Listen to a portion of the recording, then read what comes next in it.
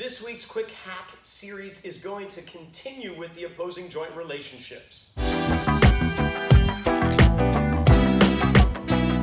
So a quick summary, if you haven't tuned in last week or the week before, we have been exploring the relationships that one area of the body has with the opposite side and its counterpart, meaning that the right arm and the opposite leg, the joints there can relate to one another just like the left arm and the right leg.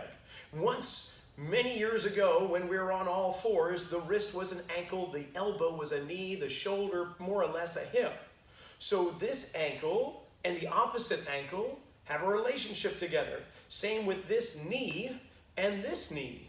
And this week we're going to be looking at how this hip relates to this hip. So if you've got some issues in that shoulder and it's not feeling good and you've tried a few different things, maybe a little quick hack in motor neurology is just what you need.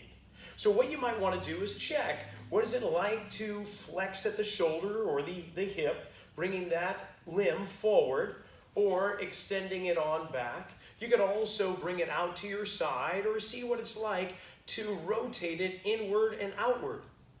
Wherever that issue is, you could explore more or less the same, if not opposite action of the opposite hip.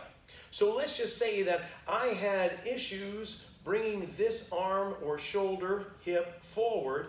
I might want to try and see what it's like to extend through this hip or to flex through the hip. So what I could do is simply step forward, trying to extend this knee to lengthen the hip, and then step back, keeping this knee extended and getting on my heel, and just reach forward.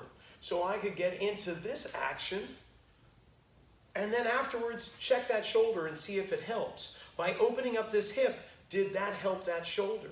And vice versa, I could do the same thing if my hip is bothering me and I have a hard time with certain movements here, such as flexing into the hip or extending. I might try and get this shoulder to move. And I could do some things as simple as circles out to my side or in front of my body or behind me.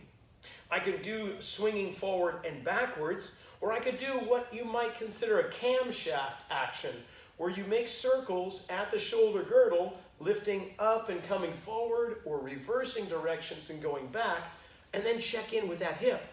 How's it feeling now? It may seem kind of out there, it may seem almost like voodoo or witchcraft, but we're talking motor neurology, and it's something that's been happening in human bodies for 1.5 to 2 million years, and you're no exception. So what do you have to lose? Give it a shot, let me know how it goes.